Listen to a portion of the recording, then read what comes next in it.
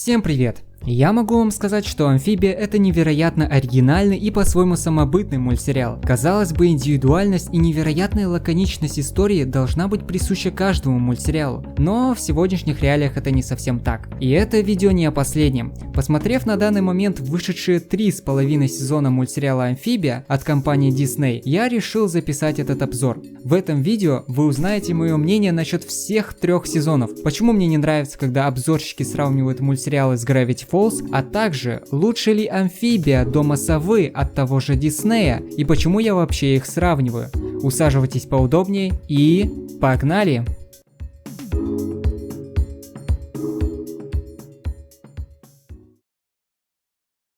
В центре сюжета мультсериала «Амфибия» веселые приключения 13-летней Энни. Девочка вместе со своими лучшими подругами Сашей и Марси похищает таинственную музыкальную шкатулку, которая волшебным образом переносит их в другой мир, населенный лягушками, жабами и гигантскими насекомыми. В один миг жизнь Энни полностью меняется, рядом больше нет ее подруг, но она встречает жизнерадостного лягушонка Прутика, а позже наведывается в лягушачью деревню, где встречает отца Прутика, Хоп-Хопа, а также его дочь, маленького головастика Полли. Серьезно, это самое милое, что вообще есть в этом мультсериале. Вместе они семья Плантеров. Отсюда все в принципе и начинается. Плантеры впускают Энни себе в хижину, где в течение всего мультсериала будут помогать девочке-человеку не только заслужить доверие местных жителей лягушек, но в перспективе найти в чужом мире ее лучших подруг. И это завязка всего мультсериала. Вообще, в принципе, начиная смотреть «Амфибию», я особо не проявлял к ней интерес. Когда «Амфибия» только выходила, проект по трейлеру и по артам казался мне до боли скучным. Во многом поэтому начал смотреть этот мультсериал намного позже, аж на целый год. Но в какой-то момент мои руки все-таки дошли до этого проекта, и начиная смотреть серию за серией, мне понемногу проект начал нравиться. Так что же мне понравилось? Мультсериал отталкивал на начальных сериях, но на четверти первого сезона понимаешь, что этот мультсериал очень атмосферен. И давайте начнем с того, что мы видим в первую очередь. Визуальную часть. Она мне понравилась. Рисовка, фоны, анимация. В отличие от Дома Совы, в «Амфибии» задействована классическая анимация. Она более гиперболизирована и не выглядит дерганой. Скорее походит на классическую диснеевскую анимацию грязной линии. В сравнении с Домом Совы анимация плавнее. И, соответственно, понравилась она мне больше. Вообще видно, что именно в этом проекте на нее не жалели сил. В целом, рисовка мне очень понравилась. Она также выполнена в стиле грязной линии. Да и в целом такой дряхлой стилистики. Это и проявляется в цветовой гамме мультсериала. Цвета фонов, персонажей в целом очень сдержаны. Доминируют тематические цвета мультсериала, болотные цвета. Среди интересных эффектов на задних фонах я выделил для себя небольшую текстуру зернистости, что ли. Она придает материальность, из-за чего задний фон не кажется таким уж плоским. И вот, смотря на эту общую картину, вы можете сказать мне, что подобное уже было в прошлых мультсериалах Диснея, причем весьма недалеких, к примеру, «Стар против сил зла» или совсем недавний «Дом Совы». И будете немного правы. «Стар против сил зла» я отмечал такую блеклость и грязноту фонов, начиная с 3-го сезона, когда действие переносится в мир Мьюни, а «Дом Совы» вообще с начала и до пока несуществующего конца такой. Но есть все-таки то, что отличает цветовую семантику «Амфибии», точнее то, что ее дополняет и в тандеме делает ее визуал лучше. Это дизайн. Персонажей, предметов, окружения и так далее. Дело в том, что именно в этом мультсериале я заметил, насколько сильно дизайн работает на его лор, то бишь на окружающий мир в целом. Все с точки зрения дизайна продумано неплохо и явно лучше, чем в недавних тайтлах Диснея, которые я перечислял выше. Мир «Амфибии» — это не подводный мир с до более однотипными и монолитными кораллами и камнями из одноименного супергеройского кино, где тоже существует своя типичная амфибия. Поверьте, амфибия в этом мультсериале совершенно другая. Малость того, что она находится на суше, так лягушачья тематика тут продумана по полной. Дети тут не просто лягушки, а головастики. Блин, они реально мне нравятся. И по мере взросления они превращаются в полноценную лягушку. Их дизайн это грамотно отражает. И так во всем. Если вы смотрели мой прошлый получасовой ролик о Доме Совы, то, может быть, помните, что я отмечал, что в мультсериале недостаточно раскрыт лор, как с визуальной части, так и со сценарной, хотя перспективы были. В случае же Амфибии создатели попали в золотое яблочко. Также хочу отметить неплохие живописные виды заката или вечерние ночи. Конечные титры также добавляют своего рода теплого антуража, из-за чего проникаешься этим мультсериалом. В общем, визуальная часть мне сильно запомнилась. И давайте подобьем темп и перейдем к персонажам Амфибии. Персонажи. Энни. Главная героиня мультсериала – типичная девчонка-подросток. Мне показалась ничем не примечательной. Обычная школьница. Однако за этим скрывается подросток, что просто хочет дружить и ради дружбы готова на все, даже на кражу. Да, Энни Бунчой нам представляют не как Мэри Сью, если вы поняли, о чем я. С первой части, где Энни и Прутик отправляются на пляж, замечаешь, что в установках Энни есть неправильные убеждения насчет дружбы. Из серии мы понимаем, что в представлении Энни друг должен делать все для своего друга. С течением просмотра Амфибии начинаешь постепенно понимать, что на Земле, по сути своей, Энни состояла в абьюзивной дружбе.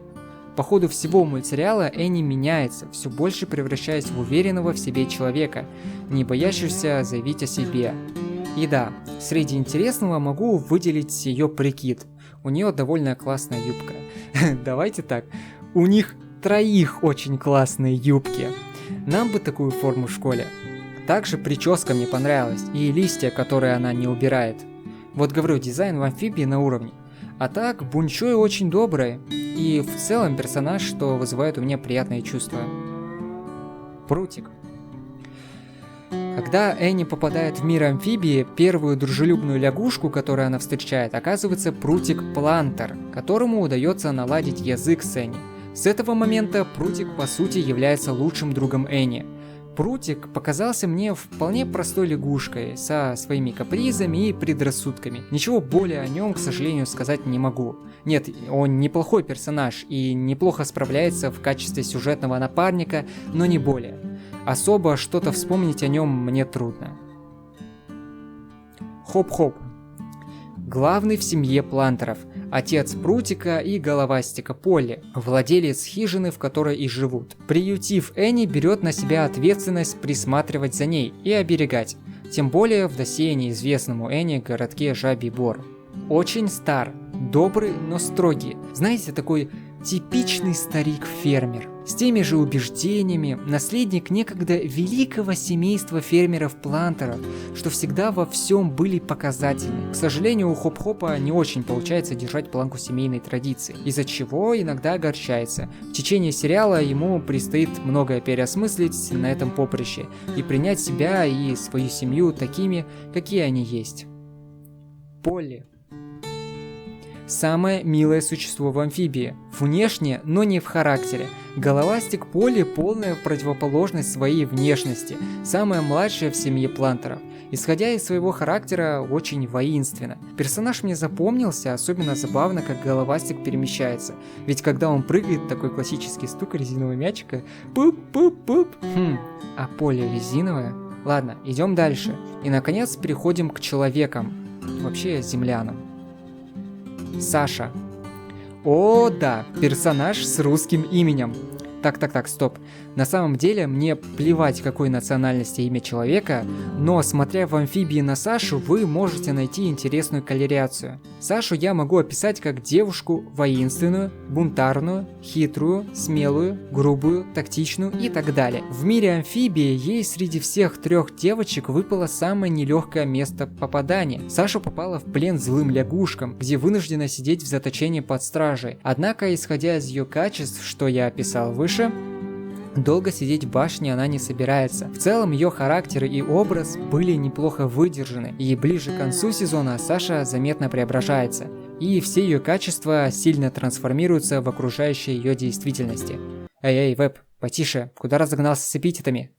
Ну ладно. То есть, к концу сезона Саша соберет свою армию лягушек, тех, что и взяли ее, в плен, и оказывает нехилое влияние в определенной части Амфибии, а поспособствовало этому ее дипломатические навыки соблазнения местных стражников лягушек своей неистовой красотой, манипулируя людьми.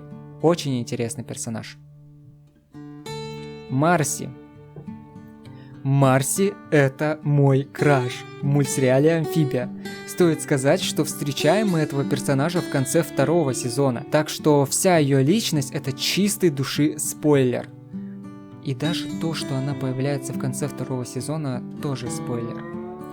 Марси как персонаж среди двух своих подружек самая пушистая. И разумеется, место, в которое она попадает, оказывается благоприятным. И Марси попадает не куда-то там в ферму какого-то там мухосранска под МКАДом амфибии, не в плен каким-то там отбитым головорезом лягушкам, а в город Тритонию, столицу всей амфибии, лицезрея всю красоту лягушачьей цивилизации.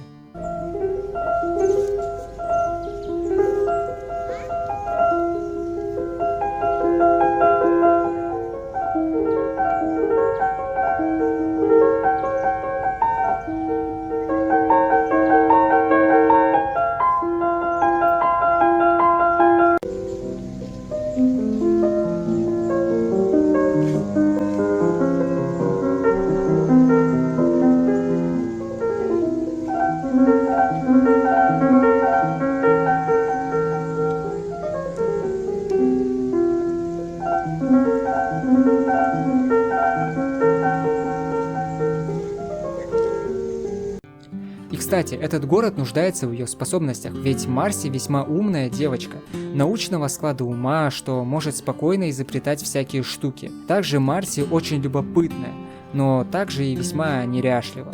В Тритоне она добивается весьма великих успехов, принося пользу всему городу.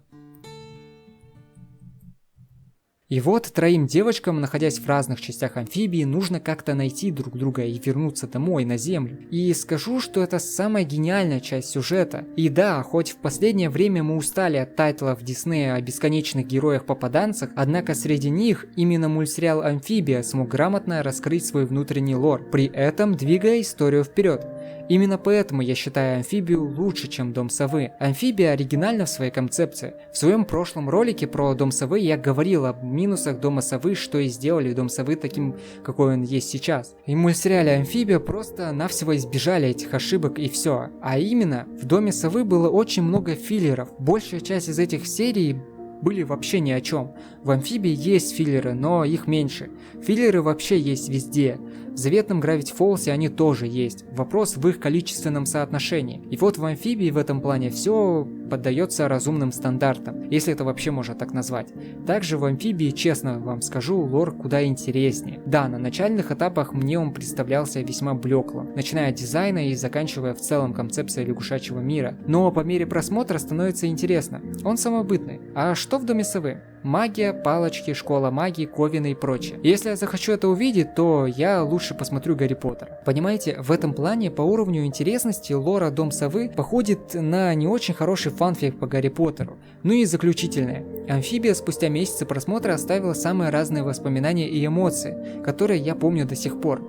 Но вот с «Домом совы» такого вспоминать не могу. Вы скажете, к чему я сравниваю два этих мультсериала? А все просто. Дело в том, что «Амфибия» и «Дом совы» находятся в одной вселенной. Официально. Об этом говорил Дисней и сами создатели обеих мультсериалов. Так что у меня есть причины их сравнивать.